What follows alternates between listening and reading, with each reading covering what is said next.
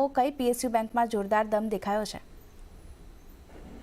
આરતી, જેવી રીતે આપણે જોઈ રહ્યા છે કે આજે માર્કેટમાં ઘણી ભારે ઉતાર ચઢાવ આપણને જોવા મળી રહ્યા છે અને એની સાથે જ આજે માર્કેટની સપ્તાહની શરૂઆત થઈ ત્યાં સરકારી કંપનીઓમાં આપણને સારું એવું શાનદાર તેજી સાથે કારોબાર થતો આપણને જોવા મળ્યો છે અને લગભગ એક વર્ષમાં પીએસયુ માર્કેટ કેપ જે છે તે 90% ઉછાળો આપણને જોવા મળ્યો છે અને એક વર્ષમાં પીએસયુનું માર્કેટ કેપ લગભગ આપણને 28 લાખ કરોડને પર આપણને વધતું જોવા મળ્યું છે। એટલું જ નહીં, 70થી વધુ સરકારી કંપનીઓ છે જેનું માર્કેટ કેપ લગભગ આપણને 60 લાખ કરોડ પર પહોંચ્યું જોવા મળ્યું છે અને છેલ્લા 3 વર્ષના અગર ફિગર્સની વાત કરશું તો છેલ્લા 3 વર્ષનું માર્કેટ કેપ જે માત્ર 31 લાખ કરોડનું જ હતું, જે હાલમાં ખૂબ જ આપણને એમાં ગ્રોથ જોવા મળ્યો છે અને 10 સૌથી મોટી સરકારી કંપનીઓ છે જેનું લગભગ માર્કેટ કેપ આપણને 18 લાખ કરોડની આપણને તેમાં તેજી જોવા મળી રહી છે।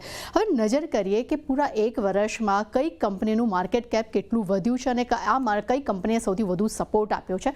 જેમાં LICની નંબર્સ પર નજર કરીએ તો લગભગ આપણને 2.55 લાખ કરોડનું માર્કેટ કેપ વધતું જોવા મળી રહ્યું છે। ત્યાં NTPC 1.70 લાખ કરોડનો માર્કેટ કેપ આપણને જોવા મળી રહ્યા છે।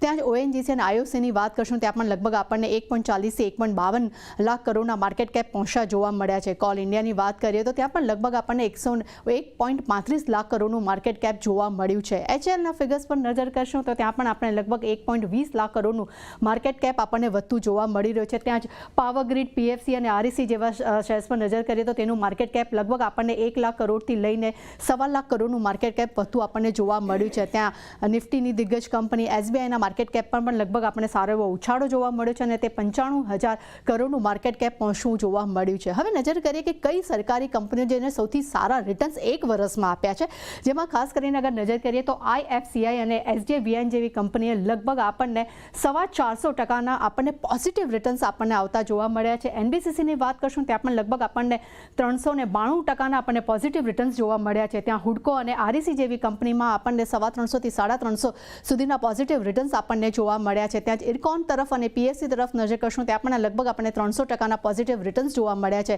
ચેન્નઈ પેટ્રો પણ લગભગ આપણને 300%ના જ પોઝિટિવ રિટર્ન આપતું જોવા મળી રહ્યું છે। ત્યાં જ RVNL ની વાત કરશું, કોચિન શિપયાર્ડની વાત કરશું ત્યાં પણ લગભગ આપણને 190 થી લઈને 188%ના પોઝિટિવ રિટર્ન્સ આપણને જોવા મળ્યા છે। એટલે ઓવરઓલ જોવા જઈએ તો બધી જ સરકારી કંપનીઓના ખૂબ જ શાનદાર રિટર્ન આપણને જોવા મળ્યા છે અને માર્કેટ કેપ તો લગભગ આપણને 90%નો ઉછાળો આપણને જોવા મળ્યો છે।